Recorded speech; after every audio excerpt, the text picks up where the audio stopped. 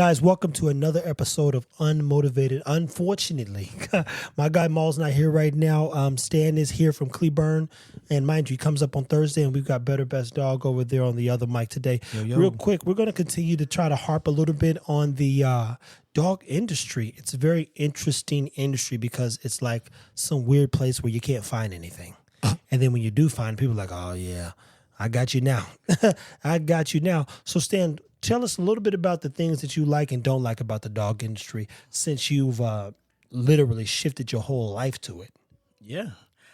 So one of the things that I do like about it is it's a replacement for sports for me. I grew up playing sports my whole life. Was very structured, disciplined in that aspect. So it basically took that role after I hurt my knee because, you know, I want to do spin moves and play basketball and make cuts, and my knees say no, sir. So I like that aspect about it. And then when you do find the right people, you really find genuine people like yourself, like Jamil, Jamarcus, Maul, all of these people that are around now. It's just a really good place to be at certain times. What I don't like about it is those same things that anybody can get into it. And most people, there's, like you were saying, there's no education about it, so there's a new sucker every day, basically. Sucker's born every minute. Yes, sir, yes, sir. And in the dog world, if somebody has no clue, you can feed them a load of beans, and they're going to think it's steak. And that happens a lot. Like, we had this couple come out, and they were training their dog. They had went to a dog trainer, and the trainer literally told them to not scratch the dog under the chin when they're petting them because it is a sign that you're submitting to the dog by petting the dog under the chin. Wow. I've never heard that one. I got to be honest. That you're submitting to the dog? Yeah, so scratching the dog under the chin is basically allowing the dog to be more dominant than you. What? And when everybody that was out there, when they told us, we all looked exactly how Trevor looks right now. Like, what the heck? I literally tell everybody when you meet a new dog, pet the dog under the chin because it's not a submissive position. It's just you're not a threat at that point. You're not trying to reach over the dog's head. There's just a lot of stuff like I've heard like that. It just makes no sense. And then when you ask them why, they never give any explanation behind it. They just say, that's the way it is, and you didn't do this and this. And there's a lot of people who want education. There's a lot of people who want to actually know why their dogs are doing A, B, and C, and people are just, that's just the way it is, and they don't ever want to explain anything. There's a lot of gatekeeping going on in the dog world, good old boy clubs. These are the things I don't like about it. The challenge with gatekeeping, though, is you can't keep a gate if the gate ain't like, you know, someone presume that it's a gate on the billionaire club. No, it's just work. You know, so sometimes we say gatekeeping. I assure you, they don't know any more than you do as long as you keep doing the work. Yes, and that's one thing that I did start to realize is, especially in the protection dog world, like there's techniques and there's tricks and stuff that you can do to get a dog to go a little faster, and people try to keep those things hidden. But if you keep putting in the work and you keep putting in the time, like you're going to find those things out on your own. Rocco is my first dog that I ever trained in protection, and I'll put him up against any dog right now, even at 9 years old, and he's not even my primary focus of the dog that I'm working. It's just the communication aspect that we want these dogs to do. It's frustrating because it's a lot of bullshit going on and lies, and people try to tell you stuff that they actually will hurt your dog in the long run because they want their dog to be better, or I don't want you to have a good dog, so I'm not going to tell you everything that I know. And in my mind, I'm just like, I want to compete against the best. So I'm going to tell you every secret. I'm going to tell you everything to do to get a better dog. And then when the clock is on and when the lights are on, we're actually going to see who has a better dog. Not you have a little bit more information than me. It's my dog is better than your dog. We're playing on a level field. And people don't want to do that in the dog world. Yeah. Well, you know, the beauty about it is you get a chance to create that space. You know, perspective is oftentimes what you see people and how you respond to it. So in this case, I understand Stan's plight because the bully itself, the pit bull itself, these are prideful, egotistical type dogs. You know, you don't ever, I tell you this, if you see people with a Great Dane, like at times, they'll be like, man, I got the biggest Great Dane in the world, boy. It'd be some foo-foo person who's just a nice human being walking some big-ass dog around. No ego involved whatsoever. There's just like, oh, that looks like a nice person. Man, that dog is big. They say, thank you, smile, and move the fuck on. Every pit bull, man, look at the muscle. Look at this. You like, man, calm down, bro. It ain't that serious, man.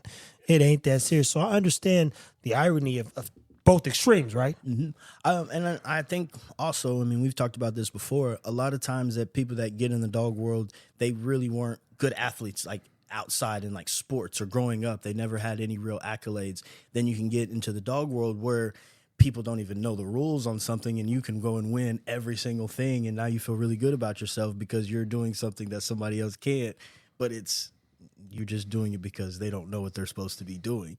And it's just Some of my funny. advice, though, even for people like you, Stan, too, is, I've told you this. Imagine me getting up every day under the pretense I got to be better than somebody else. It's not even plausible, and that's because I don't know what other people are doing. It's the scripture that we was raised on, and I know I was, but I think it's somewhere in the Bible says, as for me in this house, we're going to serve the Lord, per se. So I, it's kind of like when I wake up, I'm like, I can't count or bet on what anyone else in this world, I don't know. I'm not there. And 9 out of 10 people aren't in your lives either. Facts. So you don't know, Stan's got a family, he's got kids, he's got dogs. I mean, we've already, I mean, it's 2:25 right now, and the stuff that we've done since 8 o'clock this morning to right now, like walking right in and saying, let's go press play. You go, and the day's not over. Nope. Like, I still got to let the dogs out. We still got to do a few more videos. Point is 9 out of 10 people couldn't account for the things that we do in a day, let alone what Stan does in a day or what Jamarcus has to do in a day. And everybody's doing things to grow. So one of the first things I always encourage people to do is stay out of your head about what somebody else is doing, because I assure you 9 out of 10 times they ain't doing as much as you think. Facts. And then, especially with social media, people are putting out the best that they can. Oh, yeah. And a lot of times you'll see videos and you're like, man, how many takes did it take for that dog to actually do it right? Yeah. And you see it, the dog will be looking at the door and like biting before they're supposed to. And it's like, man, that's probably the 100th time they did it just to get it perfect. And a lot of people got to realize that, especially the new people getting in the dog world. They see these videos online and they wonder why their dog isn't doing it. And these people are like, my dog did it the very first time. Bullshit. Like, if your dog did it the very first time, I think it'd be boring because you wouldn't have anything to ever really work with your dog. It's like, all right, he's going to figure it out. Oh, he figured it out again. It's just like the Superman cartoons. They stopped being popular when he started winning everything. So then they had to add kryptonite. Then they had to add this. So it made it more interesting because the hero has to go through something. And if they're always just winning, it's not fun. It is not, man. And life, in retrospect, is full of trials and tribulations, and most importantly, opportunity. Yeah. Opportunity is what you make, and if you think you can make, a better life for yourself, then you got to get up and do that work. So I definitely get where you're coming from there. And mind you, that's why we post everything. We post the bad, the ugly, the things that some people would never share. I share just because it makes for a better story when people understand, like, yo, you don't like where he's headed or where he's at, but at the end of the day, he's taking you along for the whole journey. Yep. And that's one thing I did pick up from you guys. Like, just press play and post.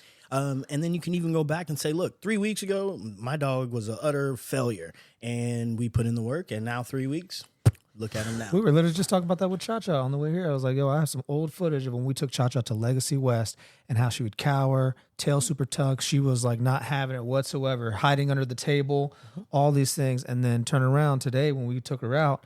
What is that? Tail? She's a little more confident now, willing to explore a little bit more. Tail's not as tucked. She's starting to gain more confidence. So I 100% agree with you. And I mean, and it's taken time. Yeah.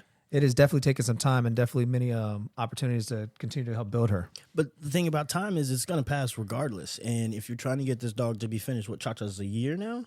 Yeah, she's not two. She's a year and some change, but she'll be 2 years in June of next year. Yeah. And you just did a little bit with her as she grew up. She was going to get older regardless. And if you didn't do anything, you're really going to have a problem on your hand. And it's those small wins. Even the stuff that I did with Boots, like, I see him really confident in some situations, and it's like, man, I didn't do enough. I got more work to do. And in my head, it's like, ooh, I got more work to do. Because one, I really like Boot, and he's just a fun dog to work with. So it's like, oh, I get to spend more time with my little buddy. But it's just seeing his growth. Seeing that he's not supposed to be doing the stuff that we have him doing is really, gives you a sense of gratification. And that's one thing I like about dogs. And what's something that you don't presume your dog is supposed to be doing? I mean, he's a herder, so he should be, messing with goats and cows and sheep and pushing that kind of stuff. A herder, though, is a listener. And I agree. And that's why I am able to get him to do what I want him to do. But it's off breed, quote unquote, for him to be doing the bite work stuff that we are doing. And to me, it says there's the opportunity. People like the general, he's a wire, but the minute I put him on my shoulder, that joker calms down and chills. Those people off, because even at a competition where there were dogs racing, he just sat on my shoulder and chilled. They're like, dude, my dog would lose his shit. And there were people literally holding their dogs. And they were, yak, yak. Yeah, I mean, going nuts to get in that race. But the fact is, our general's like this. I'm good up here. and mind you, if I set him on the ground, he's gone. He's gone, bro. You can't catch him. You reach around like trying to fight. Where that look go? Like trying to chase a chicken. Man, I'm telling you, but the minute I put him up there, he's chill. So believe me, part of my job is always to find the opportunity in what seems complex. But it wasn't because I didn't even do a heavy study on Jack Russells. So dog I wanted, a dog I got, dog that I understand, and a dog that's relatively popular, but lended an opportunity to learn something new, most importantly about myself. Yeah. What's something else that you hate about, and hate's a strong word, but that you dislike about the dog industry? As it grows and as it's matured from when you first started to now, what's something that you're like, damn, I hate that that's happening? I hate that anybody can just get into it. There's no real standard for what a good dog is supposed to be doing or what a good dog trainer is supposed to be. And if somebody gets online and they have a lot of conviction in their voice and they've bought a dog from somebody else and now they're an expert, it's funny because we'll get a lot of people. They're like, oh, I had somebody who used to be a military dog handler handling my dog, and they actually were given a dog that was already trained and just did the work after the fact. That doesn't mean they can necessarily train somebody else's dog to do the same thing that their already trained dog was doing because they don't know the ins and outs of it. So like when you're trying to break down bite work, for instance, like if the dog doesn't do it right off the bat, people will say, watch that dog, because they're trying to get a plug and play dog instead of actually building the dog up, motivating the dog to want to do these things and taking the steps that it takes to actually build that dog. Is that why there's a lot of trainers out there that basically hate on each other all the time? Oh, I think that's the main reason why. Because I'd be like, man, there's a lot of hate, man, and no collaboration. Yeah. And mind you, I'm like new to the space, so like I'm used to, collaboration, especially when we're working with Trev and, coming around in this. It's been a great transition for me. But like if I had to come in here blind and have to deal with all that, that sounds like a headache. Yeah, I mean, it gets discouraging because, like, you do something with your dog and you've actually had success with it, and you go and then you're not doing it the way Joe does it. So now everybody that supports Joe says you're doing it wrong and you're a dumbass for doing it the way you do. And it's like, at the end of the day, my dog is sitting. However I taught him how to sit, he's still sitting. It's just like there's more than one way to skin a cat. Yeah. It just, and for me, if we want to get specific, Black people, white people, Hispanic people, and Asian people, they all are taught to do things different. Yeah. And every dog, there's over 400 breeds, at least over a good 200.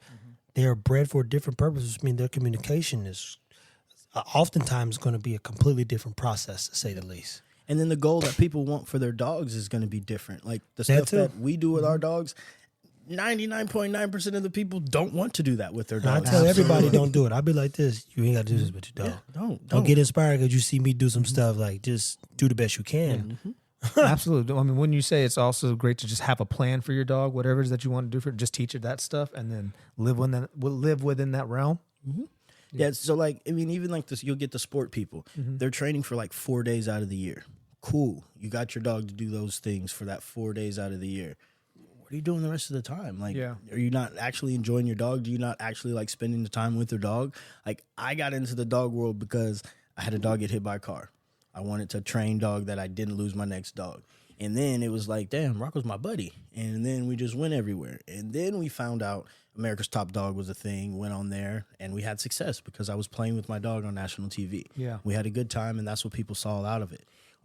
We met a lot of people on there. A lot of people were upset about how the show went and how they did certain things on there. And it's like, look, it's a TV show. They already know who they're going to want to win. They're already going to showcase what they want to showcase. So you make them showcase you.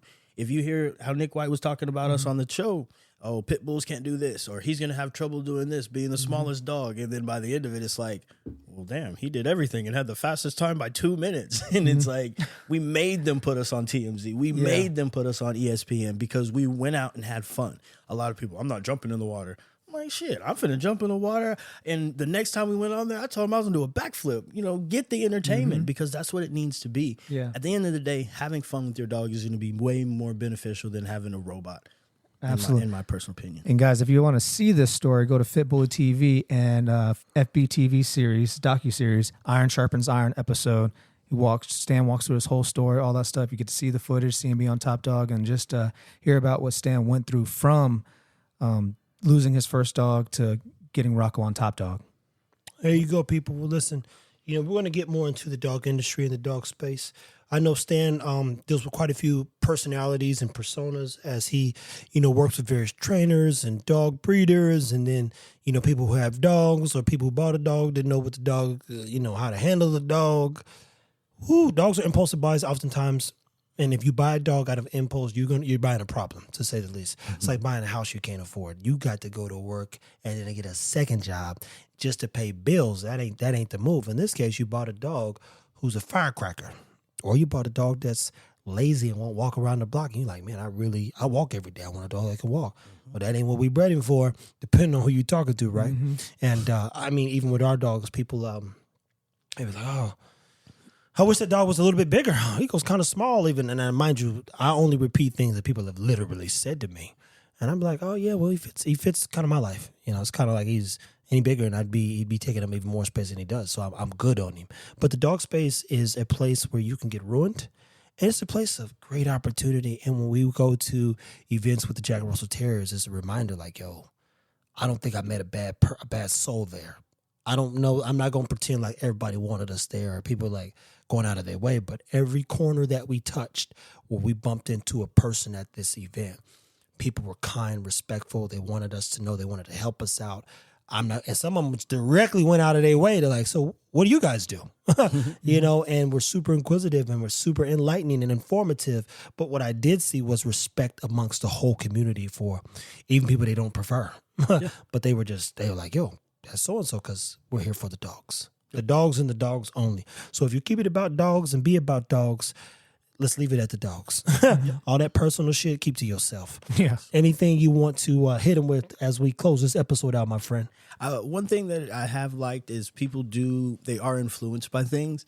And when we started actually having a lot more fun with our dogs, like you started to see people actually like do more with their dogs. They made it a point to be like, okay, well, I got to go out and take these dogs out, especially if they've already had a following or whatever. Then people are sending them y'all's videos, our videos, and, they're getting a little tight, I bet. So they're like, man, we got to do more. So we made people actually start enjoying it. And guys, to be clear, I saw the fun Stan was having on his face. And then I've always been an adventurer. And my dogs realistically went everywhere with me. They really did. And most people didn't even know I had dogs like that. But everybody who was around me, they knew I always had dogs. So point is when he's saying, that word we is inclusive because Stan's been a huge component and us being able to push our dogs in the rain. Mm-hmm. I wish they had more snow here. In the snow at times, Jamarcus and I went out, damn near lost his keys one time. And it was so cold that the key thing froze and we had to wait till it unthawed to start his car during the ice storm one time, bro. It was awful, but I was like, yo, let's go out here real quick and see if we can push the dogs. Bro, I forgot about that, man. That's crazy. That's I remember the that. time. That's kind of time I be on. I be on heard that story yet. Yeah, I'm like, yo, it is freezing. It's so that cold was in like Dallas. Year one, though. It's so cold in Dallas, but let's take the camera outside real quick and see if we can get some and shoot. And then in that process, this whole field's ice. And you like, we get in the car. I guess it was just unlocked, but he's like, oh shit, bro, I can't find my keys. Yeah. So we got to find the keys. And the whole time he's breathing his hot breath on them, trying to warm them jokers up. But the car would not start because the keys literally, we don't even know how long it was out of his pocket, were frozen. But we had to back. And bro, it was so cold at that time that, 2 seconds out there, I mean, your eyes are burning, your fingertips are gone, my toes are gone. But I'm like, let's see how far we can push Zara and whatchamacallit, Maya. Mm-hmm. And mind you, like he said, year one, he had no clue what was happening. But for me, every time I see a different weather condition, look like opportunity. So, so I'm saying, let's go, baby. But Stan's inclusion is, we started, food. If you're a person who's watched the dog side of things, now you see people feeding their dogs. and I repeat, 2 years ago, 3, them kind of posts didn't exist, and we definitely wasn't nobody paying attention. No, and then it turned into a thing, right? Mm-hmm. When we start getting in the water, getting into such and such, and getting in trees. Walking across little rivers and little lakes and things, you go, yeah, bro, my dog could do that. Exactly. And so you see the adventure, and mind you, that was the point. Mm-hmm. If you're going to be of influence, it is imperative that we influence you to be better. So I'm never challenging someone, hey, get out here and see if you can do this with your dog. just take care of your dog. This is just what we do with our dogs. This is how we live. We're not trying to do anything for anybody else. Like you said, if you're getting up trying to compare your dog to somebody else's, you're going to be a sad individual because it's just, you can't. I mean, your dog is going to be your dog, and you need the best dog for you. And the best dog for Trev may not be the best dog for me. The best dog for Jamarcus is not the best dog for Maul. Yeah, no, it is definitely true. So, guys, the dog industry, it's a fickle world of a bunch of good people, bad people, but that's every world we live in. You could be a bartender and in the bar industry, somebody fuck you over. A waitress. I mean, every industry has it's what they call it's like a pool of incest. There's some shit going on. You be like, damn, that's what's going on over here. I didn't know that was happening. Boy, get out of here, boy. It's crazy. At any you people, another episode in the books. Appreciate Stan for coming. We're gonna bring you a few more topics. Again, comment below if you are interested in kind of hearing our perspective. And you know, mind you, we're gonna get into more like real life truths. My job is to continue to inspire these guys to just speak freely, keep an open mind, and even more importantly, keep growing as men. So thank you guys so much for jumping on this episode. People, remember the dog industry. Don't let it get to you. Yes, sir. Boom. Take care.